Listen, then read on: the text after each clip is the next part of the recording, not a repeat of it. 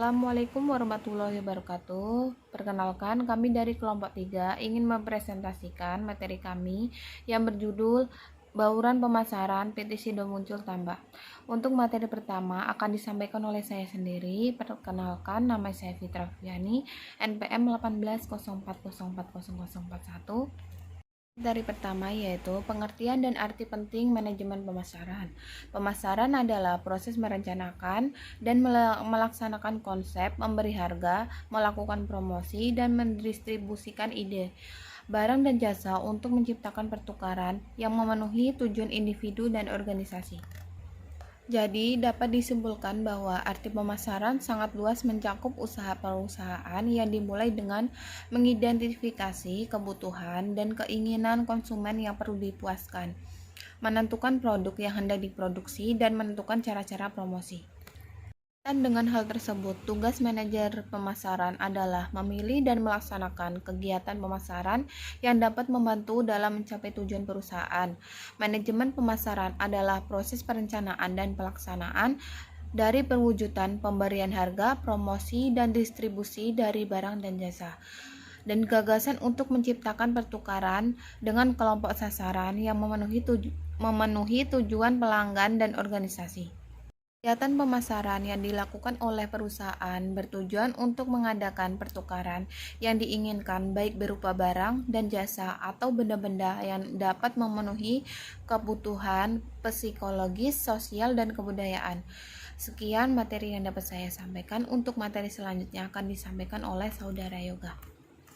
Bauran pemasaran. Konsep bauran pemasaran pertama kali dikenalkan beberapa dekade yang lalu oleh Jerome McCarthy yang merumuskannya menjadi 4P, yaitu Product, Price, Promotion, and Place.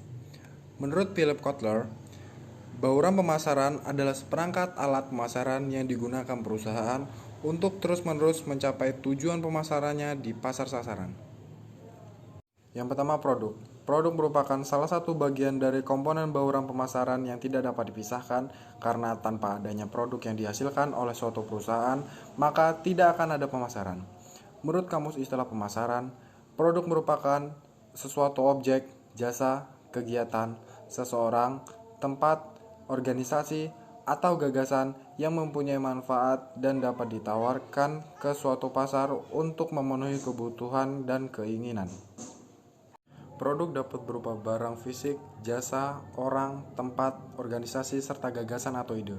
Dalam pemasaran produk dapat dikategorikan menjadi 5, yaitu pertama, barang berwujud murni, barang atau barang fisik dan tidak ada jasa yang menyertai produk tersebut. Kedua, barang berwujud yang disertai jasa. Ketiga, campuran, penawaran yang terdiri dari barang dan jasa dengan proporsi yang sama. Keempat, jasa utama disertai barang yang terdiri atas jasa utama disertai dengan jasa tambahan dan atau barang pelengkap. Lalu yang kelima, jasa murni, yaitu penawaran hanya terdiri dari jasa. Yang kedua ada harga. Harga merupakan satu-satunya elemen dalam bauran pemasaran yang menghasilkan pendapatan, sedangkan elemen-elemen lainnya menimbulkan biaya. Harga juga merupakan unsur bauran pemasaran yang paling fleksibel karena dapat berubah-ubah sesuai dengan kebijakan perusahaan. Harga merupakan faktor kunci dan harus dipertimbangkan dalam menentukan target pasar, jenis produk atau jasa yang akan ditawarkan, dan persaingan. Para penjual biasanya ingin menjual lebih banyak dan mendapatkan gross margin yang tinggi. Oleh karena itu, para penjual harus memperhatikan cara menentukan strategi penetapan harga berdasarkan persepsi konsumen. Ketiga, ada saluran distribusi. Keputusan saluran akan mempengaruhi dua hal, yaitu jangkauan penjualan dan biaya. Setiap alternatif saluran yang dipilih jelas dipengaruhi unsur-unsur lain yang terdapat dalam bauran pemasaran perusahaan. Misalnya, tujuan yang ingin dicapai, ciri-ciri pasar yang dijadikan sasaran, dan karakteristik produk yang ditawarkan. Ada beberapa alternatif yang mungkin dipilih penjual dalam mendistribusikan produknya kepada konsumen, yaitu yang pertama ada manufaktur lalu ke konsumen, kedua manufaktur lalu ke pedagang eceran lalu berakhir di konsumen, ketiga, manufaktur, lalu ke pedagang besar, lalu ke pedagang eceran, lalu ke konsumen. Lalu yang terakhir, manufaktur, ke agen, lalu ke pedagang besar, lalu ke pedagang eceran, lalu berakhir di konsumen. Keempat, ada promosi. Kebijakan perusahaan pemasaran tentu akan lebih berhasil jika apa telah diprogram dikomunikasikan dengan baik. Mengkomunikasikan program perusahaan kepada masyarakat konsumen dapat dilakukan dengan 4 variabel, yaitu yang A. Periklanan, bentuk presentasi dan promosi non-pribadi tentang ide, barang, dan jasa yang dibayar oleh sponsor tertentu. Yang B. Personal selling, presentasi lisan dalam suatu percakapan dengan satu calon pembeli atau lebih yang ditujukan untuk menciptakan penjualan. Yang C. Publisitas, pendorong permintaan secara non-pribadi untuk suatu produk, jasa, atau ide dengan menggunakan berita komersial di dalam media massa dan sponsor tidak dibebani jumlah bayaran secara langsung. Dan D. Promosi penjualan, kegiatan pemasaran selain personal selling, periklanan, dan publisitas yang mendorong pembelian konsumen dan efektivitas pengecer. Baik, di sini saya akan menjelaskan materi yang ketiga, yaitu tentang profil perusahaan. Yang pertama ada profil entitas anak oleh PT Semarang Herbal Indoplan. PT Semarang Herbal Indoplan adalah pabrik ekstraksi bahan baku yang didirikan dengan tujuan untuk meningkatkan kapasitas produksi, karena dengan penambahan kapasitas mesin ekstraksi ini akan memperpendek mata rantai produksi, meningkatkan efisiensi dan standarisasi bahan baku, serta menampung hasil panen para petani rempah. Keberadaan SHI telah meningkatkan suatu produk bahan baku dan obat-obatan herbal sehingga produk-produk yang dihasilkan sudah muncul dapat memenuhi standar kualitas yang prima dan mampu bersaing di pasar global. Fasilitas yang dimiliki SHI diantaranya adalah peralatan untuk mengolah bahan mentah, termasuk sebelum proses awal pengolahan bahan mentah, penyaringan air secara osmosis, peralatan ekstraksi dinamik, vakum rendah desikator suhu, pelarut ekstraksi bertenaga tinggi, peralatan ekstraksi kromatografi, dan alat pengering semprot. Selanjutnya ada PT Mekar atau MM, merupakan perusahaan distribusi yang khusus mendistribusikan semua produk sudah muncul melalui jaringan distribusi yang telah tersebar di seluruh wilayah Indonesia. MM didirikan pada tahun 1975 dengan kantor pusat di Jalan Melaten Trenggulun nomor 102 Semarang di bawah pimpinan Sofyan Hidayat. Di awal kegiatan usahanya, MM hanya menempati sebuah rumah biasa dengan belasan karyawan, serta mengandalkan 3 buah mobil untuk canvasser atau pemasaran luar kota dan 5 motor untuk pemasaran dalam kota.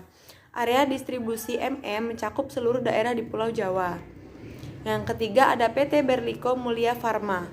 Berlico resmi bergabung sebagai anak perusahaan sudah muncul pada tanggal 1 September 2014 untuk mendukung visi perseroan menjadi pemimpin industri farmasi di Indonesia. Berlico yang telah berdiri sejak tahun 1976 diakuisisi sebagai langkah nyata sudah muncul mewujudkan rencana jangka panjang melebarkan sayap ke industri farmasi. PT Berlico Farma sendiri beralamat di Jalan Juangen Kalasan kilometer 10,6 Tromol, pos nomor 8 Yogyakarta. Selanjutnya ada sejarah singkat PT Sido Muncul.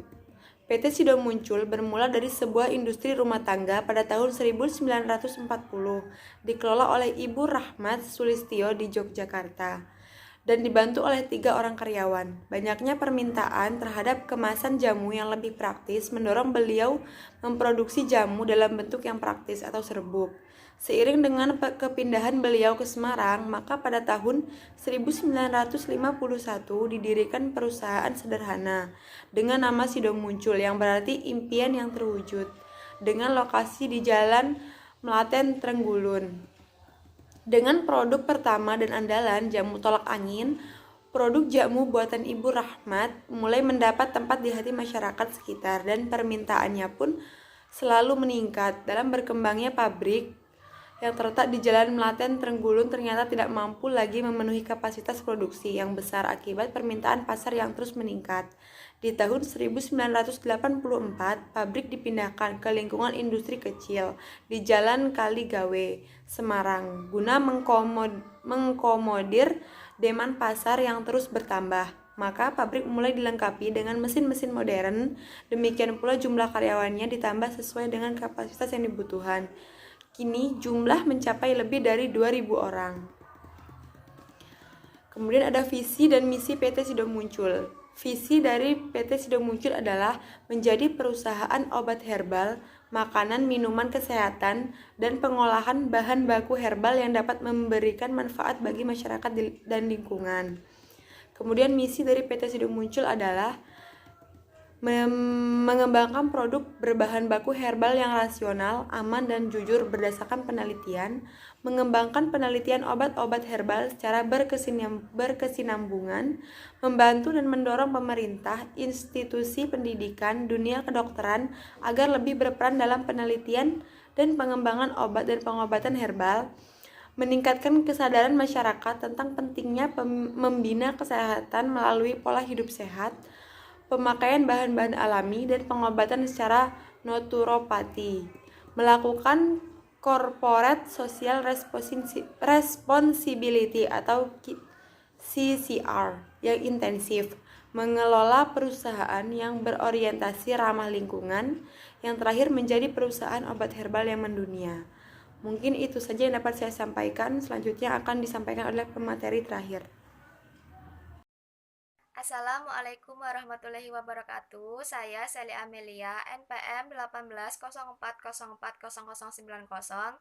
Di sini saya akan menjelaskan materi yang terakhir, yaitu tentang perkembangan usaha PT Sido Muncul. Guna mengakomodir demand pasar yang terus bertambah, maka pabrik mulai dilengkapi dengan mesin-mesin modern. Demikian pula dengan jumlah karyawannya ditambah sesuai dengan kapasitas yang dibutuhkan. Kini jumlahnya mencapai lebih dari 2.000 orang. Untuk mengantisipasi kemajuan di masa yang akan datang, dirasa perlu untuk membangun unit pabrik yang lebih besar dan modern. Maka, di tahun 1997 diadakan peletakan batu pertama pembangunan pabrik baru di Klepu, Ungaran oleh Sri Sultan Hamengkubuwono yang ke-10 dan disaksikan oleh Direktur Jenderal Pengawasan Obat dan Makanan saat itu, yaitu DRS Wisnu Kaltim. Saat peresmian pabrik, Sido Muncul sekaligus menerima 2 sertifikat, yaitu cara pembuatan obat tradisional yang baik atau CPOTB dan cara pembuatan obat yang baik atau CPOB, setara dengan farmasi, dan sertifikat inilah yang menjadikan PT Sido Muncul sebagai satu-satunya pabrik jamu berstandar farmasi. Lokasi pabrik sendiri terdiri dari bangunan pabrik seluas 7 hektar, lahan agrowisata 1,5 hektar, dan sisanya menjadi kawasan pendukung lingkungan pabrik. Secara pasti, PT Sido Muncul bertekad untuk mengembangkan usaha di bidang jamu yang benar dan baik. Tekad ini membuat perusahaan menjadi lebih berkonsentrasi dan inovatif. Di samping itu diikuti dengan pemilihan serta penggunaan bahan baku yang benar, baik mengenai jenis, jumlah, maupun kualitasnya, akan menghasilkan jamu yang baik. Untuk mewujudkan tekad tersebut, semua rencana pengeluaran pabrik baru selalu didahului oleh studi literatur maupun penelitian yang intensif menyangkut keamanan, khasiat maupun sampling pasar. Untuk memberikan jaminan kualitas, setiap langkah produk mulai dari barang datang hingga produk sampai ke pasaran dilakukan di bawah pengawasan mutu yang ketat. Seluruh karyawan juga bertekad untuk mengadakan perbaikan setiap saat, sehingga diharapkan semua yang dilakukan dapat lebih baik dari sebelumnya. Mungkin itu saja materi yang dapat saya sampaikan. Saya akhiri. Wassalamualaikum warahmatullahi wabarakatuh.